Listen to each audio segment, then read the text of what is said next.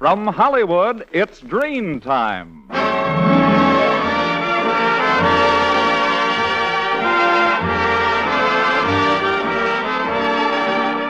Ladies and gentlemen, the makers of Dream Shampoo are pleased to present the fourth in a series of new programs starring Don Ameche, Blanche, why don't you keep quiet and let me sleep? Danny Thomas, I'll get out of this phone booth tonight if it kills me. and Frances Langford, who sings... Blue sky smiling at me, nothing but blue skies do I see. Bluebirds singing a song, nothing but blue skies all day long. Never saw the sun shining so bright, never saw things going so right. Noticing the days hurrying by, when you're in love, oh my, how they fly. Blue days, all of them gone, nothing but blue skies all day long. Never saw the sun shining so bright, never saw things going so right. Noticing the days hurrying by, when you're in love, oh my, how they fly. Blue days, all of them gone, nothing but blue skies, no more gray skies, nothing but blue skies from now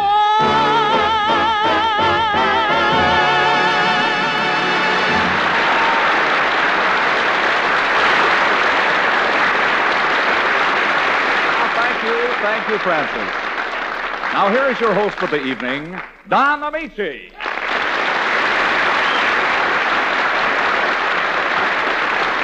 Thank you, ladies and gentlemen, and good evening. Don't go away, Frances. What's the matter, Don? Oh, it's Danny Thomas in the telephone booth. I think we're in for a little unpleasantness tonight. What happened, Don? Did he get his head caught in the dial? Carmen, you're a scream. Well, I don't know the guy. I never even saw him. Oh, this is serious, Frances. There's a lawyer here, Mr. Gordon. He's from the telephone company, and he wants his phone booth back. I once knew a fellow who worked for the phone company. Used to empty the coin boxes. His name was Rob Nichols. They used to tell the one about the streetcar conductors.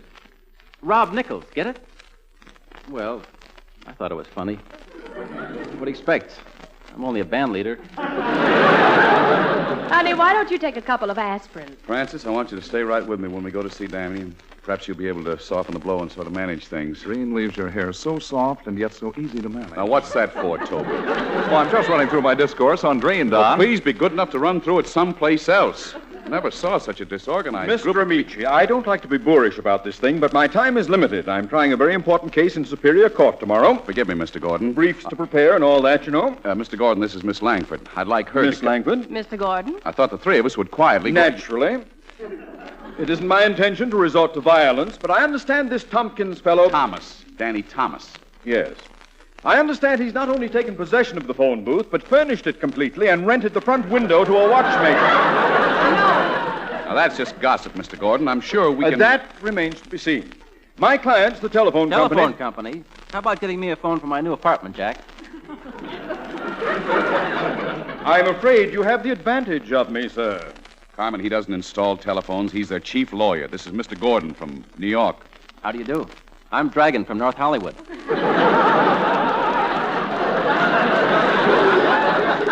Well, I'm a little weary myself. The trip wasn't exactly idyllic. Huh? Go away, go away. Mr. Gordon, I suggest that we repair to the telephone booth and see if we can repair Danny Thomas. An excellent idea. Mr. Ameche, you're nothing if not forthright. Where's this booth? Fourth to the right. Would you like me to carry your briefcase, Mr. Gordon? Oh, thank you, Miss Langford. I can manage. Just let me find my folio. Papers, here it is. Yes. I want this dispossessed notice. Dispossessed. Imagine a guy being evicted from a phone booth. Well, it just goes... Wait, hold it a minute. Oh, what's the trouble? What's Reed doing in Danny's booth? I didn't even know they'd ever met. Shh. There's something strange going on between them. Listen. Uh-huh. What'd you say his name was, Toby? Gordon. Gordon is a lawyer, and they're going to evict you from this phone booth. Is Ameche in on this, or Frances Langford? Oh, I don't think so, Danny. Gee, that's why I'm so glad you've got Mike right. That is driving me nuts. I know, but I can come here and bring you little bits of information, and nobody knows how you repay me. Thanks for tipping me off, Toby. I suppose you want your reward now, huh? Well, if it isn't asking too much, Danny. Oh, no. Go ahead. Read your commercial to me. Gee, thanks, Danny. Girls, here's a glamour secret. You obviously know what a difference in glamour just a Dreen shampoo can make. And listen, girls, this is straight to you. When it's important for you to look your glamorous best, make sure your hair is radiantly clean, lovely to look at, thrilling to touch. And you can bring out all the romantic beauty of your hair by using Dreen shampoo with hair conditioning action. You see, Dreen shampoo brings out all the loveliness of any girl's hair. Now, that's because Dreen is not a soap shampoo, so never leaves a dulling film on hair as all soaps do. Dreen dramatizes all the soft, thrilling texture of your hair, reveals all its hidden beauty, as much as 33% more luster than any soap shampoo. And Dreen does not dry out hair. Instead, its fragrant, freshening, whipped cream leather leaves hair soft and smooth and oh, so beautifully behaved. So, girls, for lovely, lustrous hair, use Dreen shampoo with hair conditioning action. Use it at home or ask for it in your beauty shop. Buy it at all drug department and 10-cent stores. Remember, no other shampoo leaves your hair more lustrous, yet so easy to manage. Dreen, D-R-E-N-E. Gee, thanks a lot, Danny. Beat it quick. Here comes Ameche and that lawyer. I better use the phone. Danny. 1 minute, my good man. Hello? Yes, I see. Leaving for Cairo this evening, eh? Well, make it a point to call me as soon as you arrive. Yes, at this number. Oh, that's all right. I'll wait here until you call. Goodbye. Danny! Oh, good evening, Miss Langford. Danny, this gentleman wants to have a talk with Make you. it brief, please. I'm expecting some very important calls. Am I addressing Mr. Thomas? You have that honor, Mr. Gordon, sir. I'm an attorney. Oh, Attorney Gordon. Delighted. Mr. Gordon, it's Miss Langford. Miss Langford. Mr. Gordon. Mr. Ameche, Mr. Gordon. Mr. Gordon. Mr. Ameche. Well, if you'll excuse me now, I have some business to attend to. You'll find the ice and the ginger ale over there. Danny! What's the matter with you? Oh, hello, Don. Come on out and talk to Mr. Gordon, Danny. Mr. Thomas, I represent the telephone company. Oh, you do?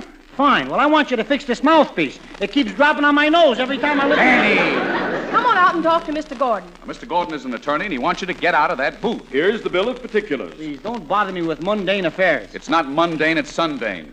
And you better read that bill of particulars. Come on out and talk to Mr. Gordon. Why can't I have another line? Mr. Thomas, I am prepared to go to court with an action of ejectment in the event that you fail to comply with the demands made in our bill of particulars. Let me see it. Know all men by these present. Greetings. To it. Discharged. Danny Thomas. Telephone booth. 3 weeks. Public nuisance. Serving a peace. Indirect trespass. What do you know? Mr. Gordon, this entire thing is irrelevant, incompetent, and infotistic. What is that infotistic? I don't know. I just put it in there to scare him. That's all. My dear sir, you don't scare me in the least. In exactly 3 minutes, I shall call the police and have you forcibly ejected. Come on out and talk to Mr. Gordon. Oh, this is getting monotonous. Now, wait a minute, Mr. Gordon. You have no right to put me out of this phone booth. Why, of course he has, Danny. You've been in it for 3 weeks, and it's supposed to be for public use. Well, I'm the public. I put nickels in. That's like paying rent. As soon as the phone company accepts my money, they've established a landlord-tenant relationship. Very good. Oh, Danny, this won't get you anywhere. It's one thing to occupy a phone booth for more than a reasonable length of time, but it's another when you have it redecorated and take in boarders. Boarders? That's a lie. Only one boarder. Come on out and talk to... Oh, the devil with that. Goodbye. And as for calling me a public nuisance, Mr. Gordon, have you forgotten the doctrine of volente non fit inuria? That's an excellent offense, Mr. Thomas. You bet it is. Where'd you learn all that? You do have a perfect right to occupy the booth as long as you do no injury, and continue to make regular payments for calls completed. You tell him, boy. As I said before, your defense is excellent. Yes, sir. Except for one minor flaw. What's that? The service on this telephone has been discontinued since December 3rd. I've been stabbed. Now will you come out of there, you faker? Oh, please, Don, I'll do anything, but don't make me face that microphone. Remember, Mr. Thomas, if you haven't vacated this phone booth by tomorrow morning, we'll have to secure a writ of mandamus, a writ of replevin, and a nolo contendere. Good day. And I hope they throw you in jail for life. How do you like that? Hopes they throw me in jail for life. Brings around his big shot lawyer friends. What's so tough about being a lawyer? All you need is a college education. I could have gone to college. Thought of going to high school. How could I? I didn't even graduate from grammar school. What's on your mind? He says to me. I should have said nothing and beat him to the punch. But he didn't say what's on your mind. How do you like that? For once in my life, I think of a brilliant answer, and he hasn't got the decency to ask me the question for it. Tries to impress me with his knowledge of Blackstone. I know who Blackstone is. He's a cigar. Oh, seriously, I know Blackstone backwards. I do. And not scalp. Big thing, law. I could be the greatest lawyer in the world. Sure, why not? It's a free country. I'm a citizen. Gee, I can just see me now. Famous all over the world, defending a case in England. A breathless hush falls upon the courtroom in historic Old Bailey in London as Sir Daniel Thomas, KCB, addresses the bench in a final plea for his beautiful client. My lord, counsel for the Crown has been most eloquent in his plea for the verdict of guilty. But I find it incumbent to remind the court of the mitigating circumstances. There you behold my client, beautiful, yes, polished, sedate, civilized. Her humble origin has already been recorded. Born in Mumpskeach Mews at Krampus under Burpsing, Neeps Erps Diddlem. Rose from a cinder wench to become mistress of the manor of Mockish Puddles and the wife of the Earl of Warbley. The evidence is clear that in a fit of temper she killed the Earl with a bed warmer and married another Earl. She traveled 500 miles to marry the second Earl, then liquidated him too. And 500 miles later, she took to spouse yet another Earl, always with the same tragic result. For 17 years, she adhered to this practice, not entirely without reason. I move for acquittal. Not only acquittal, but a life membership in the Automobile Club. On what ground? Obviously, for changing her Earl every 500 miles. Case dismissed. Does the defendant wish to speak? Come on out and talk to Mr. Gordon. Back in America, all eyes were upon the famous attorney Chauncey Depew Thomas as he conversed in low tones with his poverty-stricken client, an Italian immigrant. You swear to me that you're innocent of this crime? You swear you didn't steal an inner tube, 2 chickens, and a box of cigars? I'm a swear, but I'm not going to pay you no money, Mr. Lawyer. Well, give me what you can afford. What have you got? I got an inner tube with 2 chickens and a box of cigars. Good. If it please the court, in behalf of my client, Your Honor, I make this appeal to you. I'm not trying to say he's perfect, but his faults are very few. Hi, hi, hi. Order! Order in the court! The defense will continue. He once had a fight with his mother-in-law, so he threw her out, but not through the door. It just happens he lived on the 43rd floor. So for that, you call a man a criminal? That's all right, Your Honor. I couldn't get a lower apartment. It's not my fault. Shut up, your face. Proceed. Yes, Your Honor. Now, he asked for a raise and was met with a sneer. He happened to see that a penknife was near. So what's wrong with a boss who's got only one ear? For that, you call a man a criminal? That's all right, Your Honor. I tell him I'm sorry. I'll lose him. Shut up, your face. Proceed. Yes, Your Honor. Once a lady told him he was cruel and wild. She told him he wasn't well bred. Oh, but he's such a softy, he wept like a child as he broke every bone in her head. Don't brand him a thief for one scheme that he hatched. It's only a cigarette lighter he snatched. It just happened it had a Buick attached. Now you have heard my plea, Your Honor. But if you still think he's a sinner, won't you please hang him right away? I'm an hour late for dinner. We got beef and cabbage. And it's in your hands. Order! Order! The court finds the defendant guilty and sentences him to 20 years at hard labor. You see, Butchikalupi, I told you I'd get you a job. And that's why I always say, what do you always say? Well, sometimes I like to say... Hey, shut up, you face. This is what I always say. Please don't call a crook a criminal.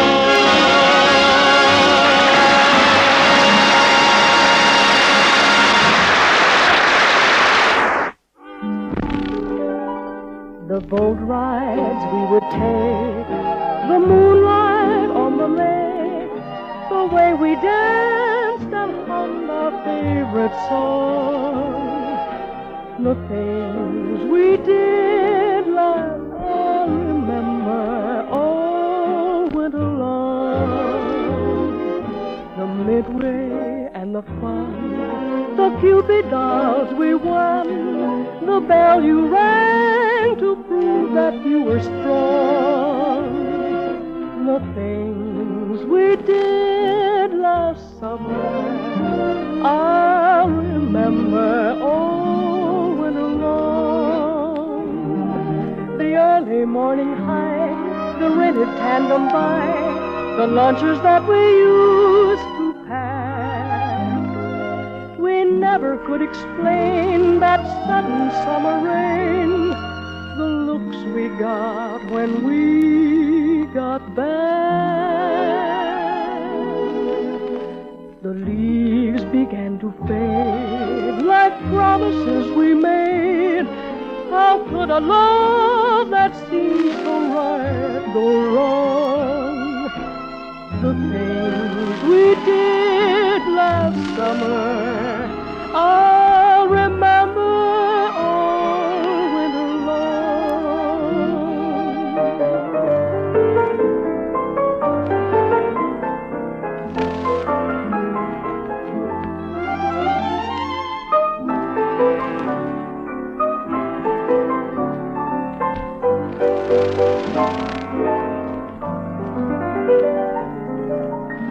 The leaves began to fade like promises we made.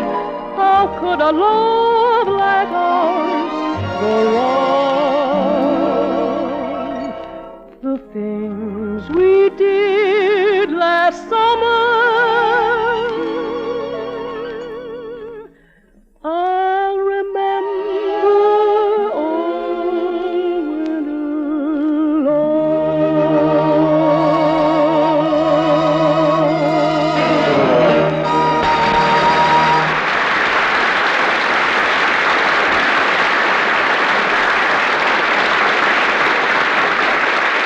Girls, one good way to make sure the new year brings new glamour your way is to look to the looks of your hair. Now, you can make the most of your natural beauty by keeping your hair looking its very best, alive and radiant with lustrous highlights.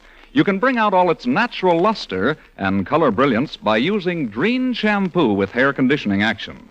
Dreen your hair and you reveal all its sparkling natural highlights, all its glorious luster. Dreen your hair and you glamorize all its soft, thrilling texture.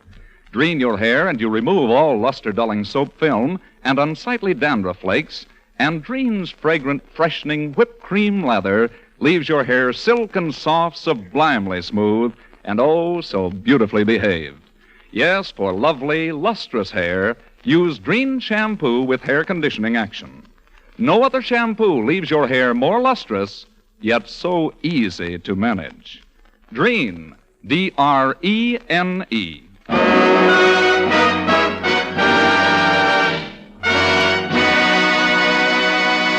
And now, Don Ameche and Frances Langford as John and Blanche Bickerson with Danny Thomas as Brother Amos in The Honeymoon is Over.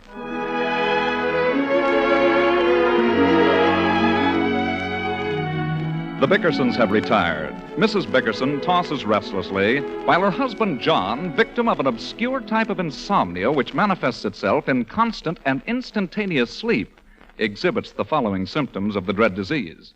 Listen.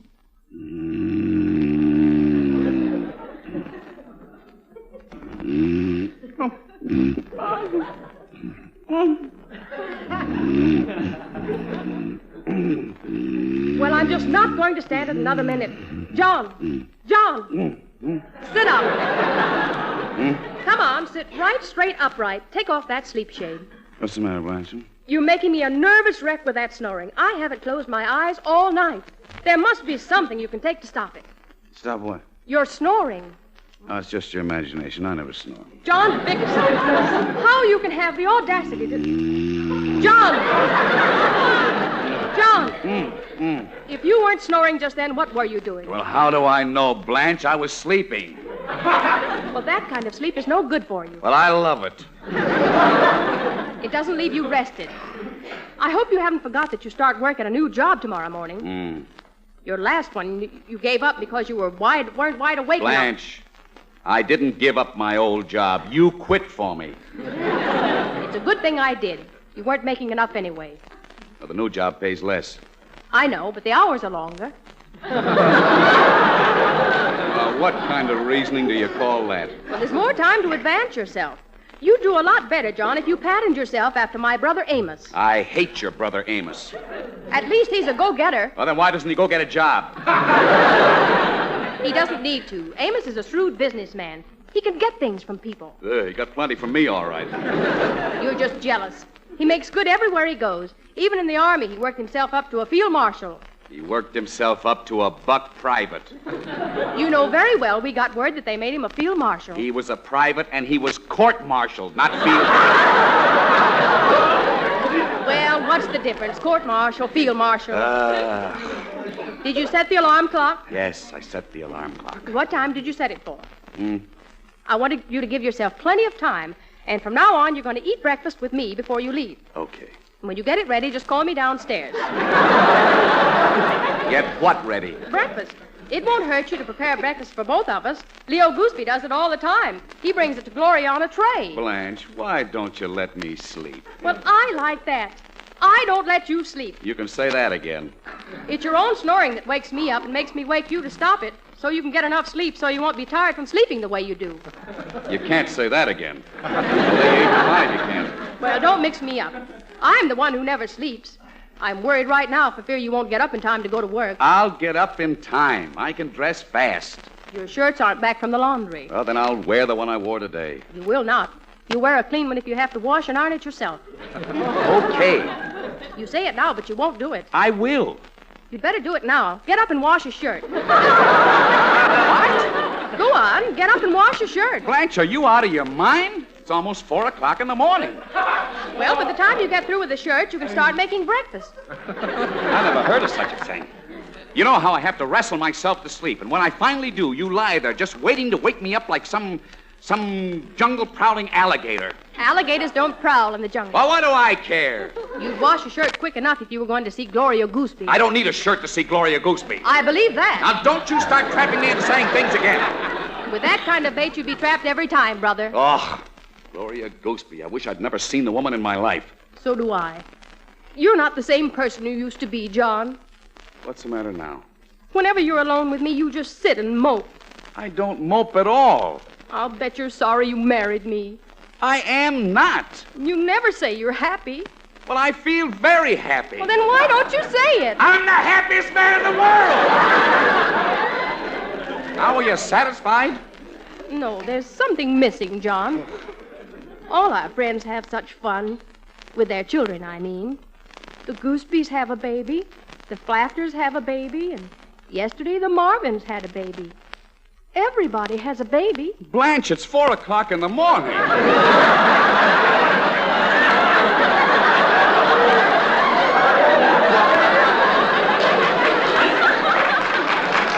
Such a beautiful little thing.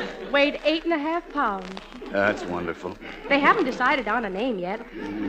I wonder if I could think of... I've got it. John! Wake up. I thought of a good name. Go to sleep. I've thought of a bad one. I'll phone them in the morning. Did you pull the stopper out of the alarm clock? Mm-hmm. Did you set it for 6? 7. That won't give you enough time. You have to be at work by 9. Plenty of time. I can leave here at 8:15. There's no train after 7. I don't need a train. I'm driving. I'm afraid you'll have to take the train. I'm taking my car. It isn't here. It is, too. It's in the garage. No, it isn't. I lent it to Amos. Well, then I'll take... You what?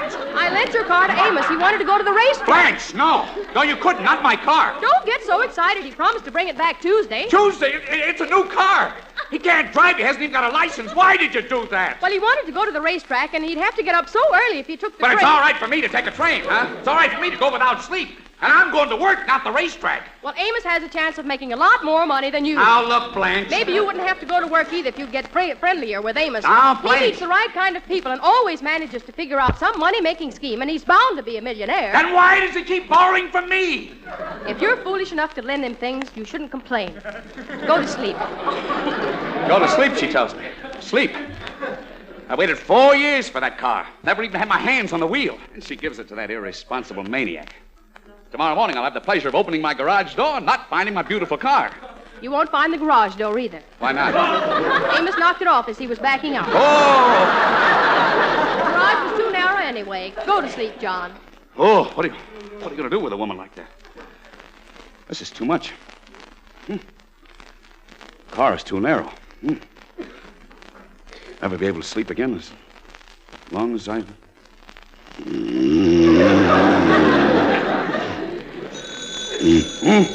John, get up. Okay. Feels like I didn't sleep at all. How do you shut this darn thing off? Where's the stopper? Put down the alarm clock. It's the phone. Oh, I knew it couldn't be the alarm because I just ducked out. Oh! Put the lights on. The lights are on. You've got the pillowcase on your head. Oh. Where am I? Hello. Jacko, this is Amos. Drop dead! No, wait, Amos. Yeah? Where are you? Where's my car? Can you stand the shock, Jacko? No. Hey, you know that $1,000 you lent me? Well, I went to the track and I got to worrying about it, see? So I made a few bets for you. I got $300 for you. Honest? You won that much? Oh, no, I lost. But the $300. Well, I was so worried about losing that I ran your car into a truck. And I sold it on the spot to a junk man. Oh, no, Amos, you didn't. Oh, yeah, I'll bring you the money in the morning. So long, Jacko. Amos, it's the end of the world. Turn out the lights, Blanche. I'm weak. Let me get back in bed. Why should one man have so much trouble? Oh! Right in the mouth. Oh! John, did you hurt yourself? What's the difference? I was going to have these 2 teeth pulled anyway. Good night, Blanche.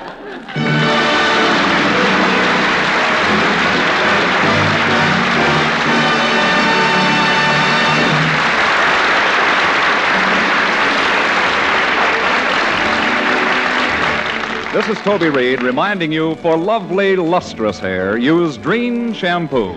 No other shampoo, only Dreen with hair conditioning action. Leaves your hair more lustrous, yet so easy to manage. Listen next Sunday for another pleasant half hour with Don Ameche, Danny Thomas, Frances Langford, Carmen Dragon, and his music. And now, here is Don Ameche wishing you good days, good nights, and good luck until we meet again. Let's all remember the March of Dimes.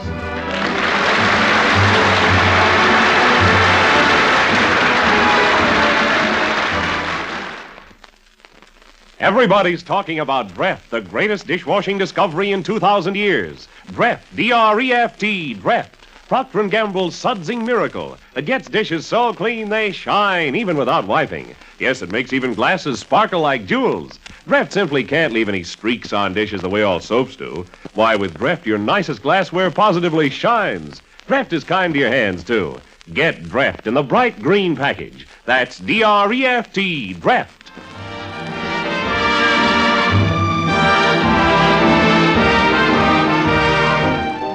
Danny Thomas appeared through the courtesy of Metro-Goldwyn-Mayer, producers of the Technicolor musical Till the Clouds Roll By. Danny Thomas's song was written by Jerry Seelan with special music by Carmen Dragon.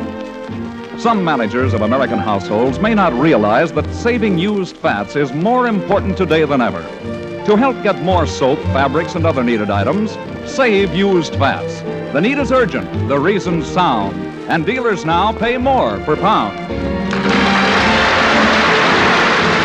This is NBC, the National Broadcasting Company.